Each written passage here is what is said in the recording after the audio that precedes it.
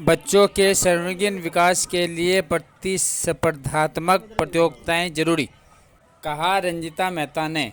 बाल कल्याण परिषद की मानद महासचिव रंजीता मेहता ने ग्रीष्मकालीन शिविर के विजेता बच्चों को सम्मानित किया। बाल कल्याण परिषद द्वारा स्थानीय बाल भवन में ग्रीष्मकालीन शिविर के समापन अवसर पर एक कार्यक्रम का आयोजन किया गया। इस कार्यक्रम में हरियाणा राज्य बाल कल्याण परिषद की मानद महासचिव रंजीता मेहता ने बतौर अतिथि शिरकत की।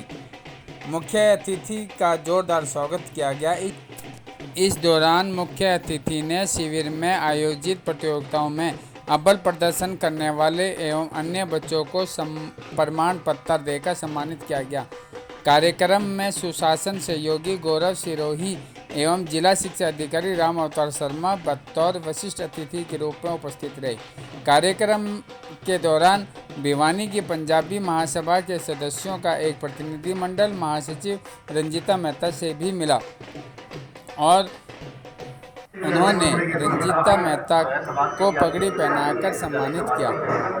महासचिव रंजीता मेहता ने बाल भवन परिसर में पौधारोपण भी किया।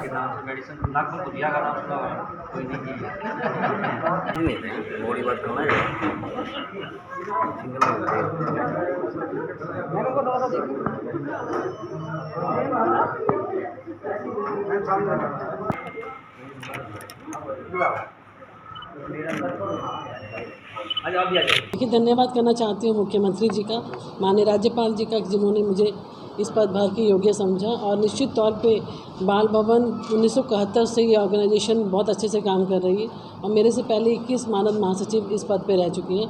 मैं 22वीं हूँ और पूरी कोशिश करूँगी कि जितने भी हमारे बाल भवन, छोटे मिनी बाल भवन, बड़े बाल भवन, टोटल 47 हैं पूरे हरियाणा के अंदर, वहाँ पर जितनी भी एक्टिविटीज़ हो रही हैं उनको आगे बढ़ाना ही मेरा काम है। हमारे पास हर तरीके के बच्चे हैं। डे केयर सेंटर के अलावा रेगुलर बच्चे जो हमारे पास चिचरौली में और पंचकूला में स्पेशल चाइल्ड भी हमारे पास है, जो मेंटली चैलेंज भी हैं, फिजिकली चैलेंज भी हैं, तो उनकी बड़ी अच्छे से देख रेख करके हम उनका पालन पोषण कर रहे हैं। उनकी पढ़ाई लिखाई से लेकर उनके पंखों को कैसे हुनर देना है, किस तरीके से उनके टैलेंट को निखारना है, यही हमारा मेन मकसद है। और यहाँ पर CW बहुत अच्छे से काम कर रहे हैं और जिस तरीके से यहाँ पे एक्टिविटीज़ होती हैं, 600 से अधिक बच्चों ने यहाँ पे समर कैंप के अंदर हिस्सा लिया है और बहुत ही अच्छे रिजल्ट्स आए हैं। इसमें ना केवल ब्यूटिशियन, साथ में कंप्यूटर के कोर्सेज, सिलाई centre, art and craft teachers specially जो है बच्चों को अलग अलग प्रतिभा को निखारने का समय दे रही हैं।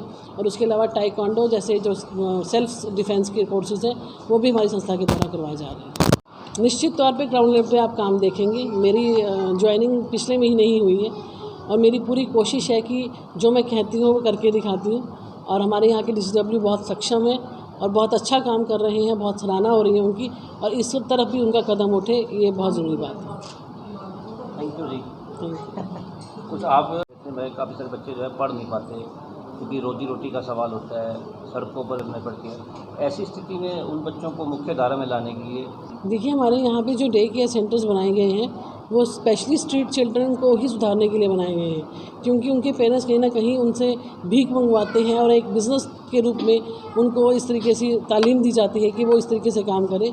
उन्हीं बच्चों को टारगेट करके हम अपने पास बुलाते हैं ताकि ना केवल वो शिक्षा ग्रहण करें बल्कि डे केयर के दौरान और भी एक्टिविटीज़ में पार्टिसिपेट करके उनका जो है भविष्य निखारा जा सके। जो बैगिंग है ये बहुत ही एक समझती हूँ कि बहुत बड़ा अभिशाप है जिसको हम सबको मिलकर दूर करना पड़ेगा। सबसे पहले तो हमें अपने आप को सुधारना पड़ेगा कि चाहे कुछ भी हो जाए इनके हाथ में कुछ भी ना दे, हम लोग देते हैं तो ये मांगते हैं। तो सबसे पहले हमें अपने आप को भी सुधारने की ज़रूरत है और निश्चित तौर पे प्रशासन को भी थोड़ा सख्त होना पड़ेगा। जितने भी बच्चों को इन्वॉल्वमेंट की जाती है उनको उठा के चिचरौली हमारा सेंटर है वहाँ पे भेजा जाए, हम उनका पालन पोषण स्वयं करेंगे। एक अभी फैमिली रिसेंटली मेरे पास आई थी, 5 बच्चे उनके हमारे पास अभी डे केयर सेंटर में है। बच्चे शराब की लत में पड़ रहे हैं क्योंकि माँ बाप 24 घंटे शराब पीकर रहते हैं, बच्चों के पास खाने तक के लिए नहीं था, बजरी पीस पीस के अपना पेट भर रहे थे। तो वो पाँचों के पाँचों बहन भाई हमारे चिचोली सेंटर के अंदर हैं और हम सभी पेरेंट्स से आग्रह भी करते हैं कि जिस तरीके से आप बेटियों पे बेटियां पैदा होने पे उनके गले घोट के उनको मारते हैं, हमारा बाल भवन है, काइंडली आप उनको वहाँ पे छोड़िए, हम उनका पालन पोषण भी करेंगे। और बहुत से ऐसे पेरेंट्स हैं जिनको औलाद नहीं होती, वो अडॉप्ट करने के लिए उनको तैयार है। कारा के माध्यम से हम अडॉप्शन भी करवाते हैं। तो आप बच्चों की जान मत लीजिए, बच्चियों की जान मत लीजिए, हमारे पास छोड़िए।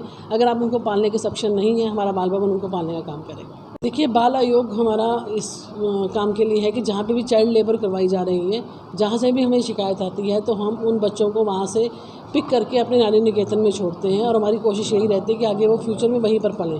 पर वही दिक्कत है कि अप्रोचेस के द्वारा फ़ोन पे फ़ोन आने शुरू हो जाते हैं, जी आज उस दुकान से उठा लिया, आज उस पट्टे से उठा लिया।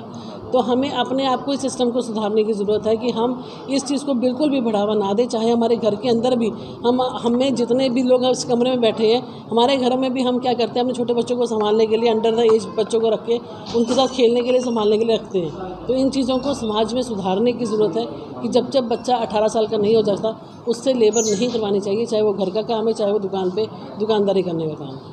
देश में हालात जो हैं वो नशे की तरफ ज़्यादा बढ़ रहे हैं। देखिए, हमारे मुख्यमंत्री जी इस चीज़ के लिए बहुत ही ज़्यादा सीरियस हैं और नशा मुक्ति के लिए हम एक सेपरेट पैरेलल ऑर्गेनाइजेशन शुरू करने जा रहे हैं। किसी भी तरीके का नशा हम हरियाणा के अंदर एंटर नहीं होने देंगे।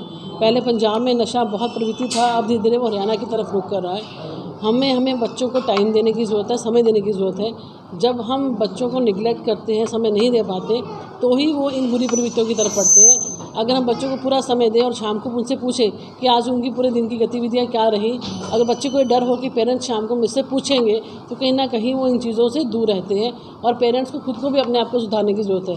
आजकल जो मॉडर्न ज़माना चल रहा है, जहाँ पर ना केवल पिता शराब पिया करते थे, आज महिलाएं भी बैठकर शराब और सिगरेट बराबर जो है ब्याह शादियों में पीती हैं। तो वो भी हम जब तक खुद को नहीं सुधारेंगे, तो हम ये चीज़ अपने बच्चों से नहीं एक्सपेक्ट कर सकते।